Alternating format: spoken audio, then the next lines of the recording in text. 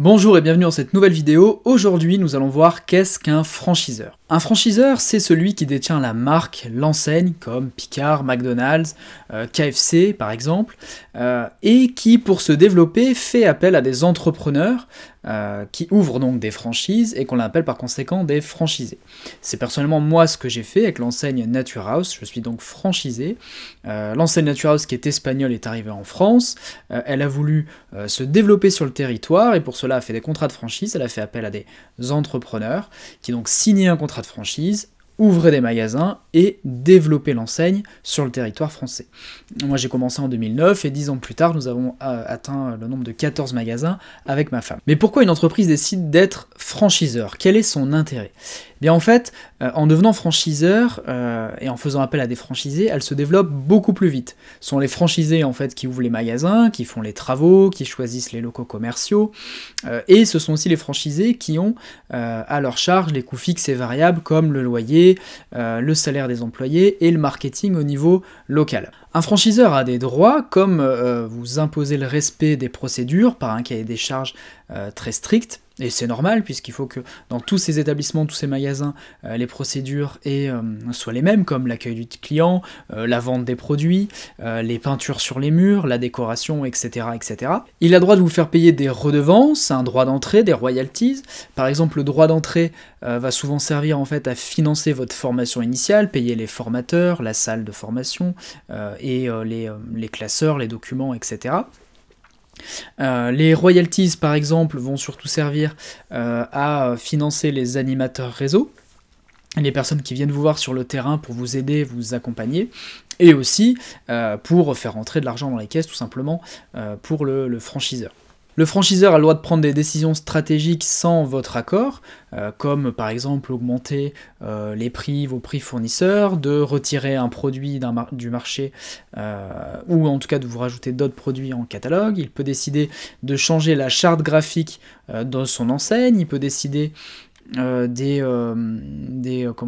visuels, des messages marketing pour l'année en cours par exemple.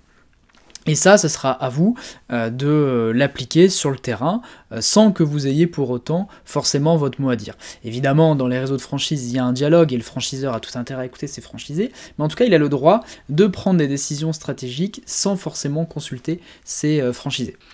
Et un franchiseur a le droit aussi, par exemple, de mettre un terme à votre contrat. Alors après, rassurez-vous, ça arrive très rarement, mais si vous avez un franchisé qui fait vraiment n'importe quoi sur le terrain, il a le droit de mettre un terme immédiatement à son contrat. Ce qui est d'ailleurs dans l'intérêt du réseau, puisque c'est l'image de la marque, l'image de l'enseigne qui est en jeu. Et moi, personnellement, s'il y avait un franchisé dans mon enseigne qui partait en cacahuète, entre guillemets, qui faisait vraiment n'importe quoi, qui n'appliquait pas les consignes, je préférais qu'il se fasse sortir du réseau pour garder une homogénéité et une bonne réputation. Un franchiseur a aussi des devoirs.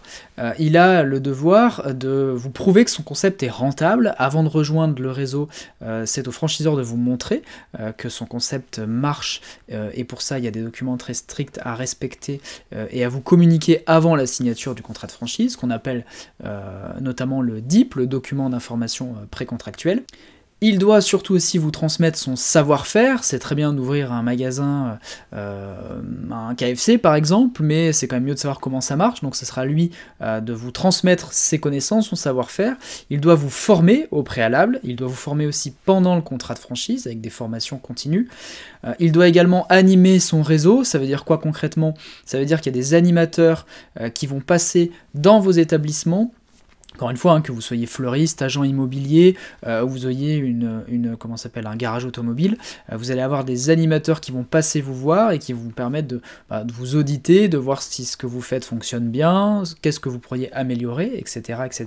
Ça, c'est un devoir pour le franchiseur de vous épauler. Et le franchiseur doit aussi assurer le marketing au niveau national, comme de la publicité télé, par exemple, ou en tout cas dans des presses, dans des magazines à portée nationale. Ça, c'est plutôt au franchiseur de le faire, ce qu'on appelle du marketing de notoriété, et ça c'est quand même hyper intéressant quand vous êtes franchisé. Vous voyez la pub de votre enseigne à la télé, vous n'avez pas à payer, ou en tout cas peut-être une petite quote-part, et en même temps l'impact est énorme. C'est quelque chose que vous ne pourriez pas vous payer seul si vous étiez entrepreneur indépendant avec votre propre enseigne dans votre coin. Voilà, donc ça c'est aussi l'un des gros intérêts de la franchise.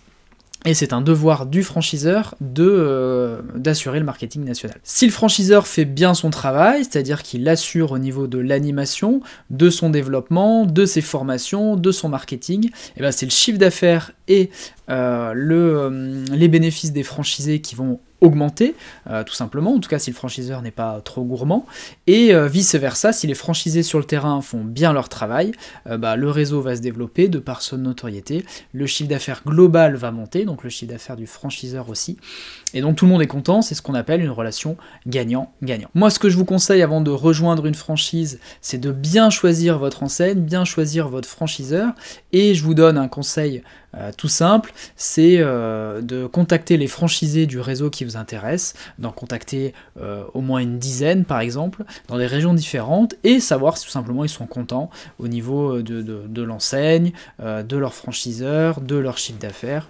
et voir leur taux de satisfaction, et déjà ça vous donnera très bonne piste. Moi c'est ce que j'ai fait avant de rejoindre le réseau Nature House.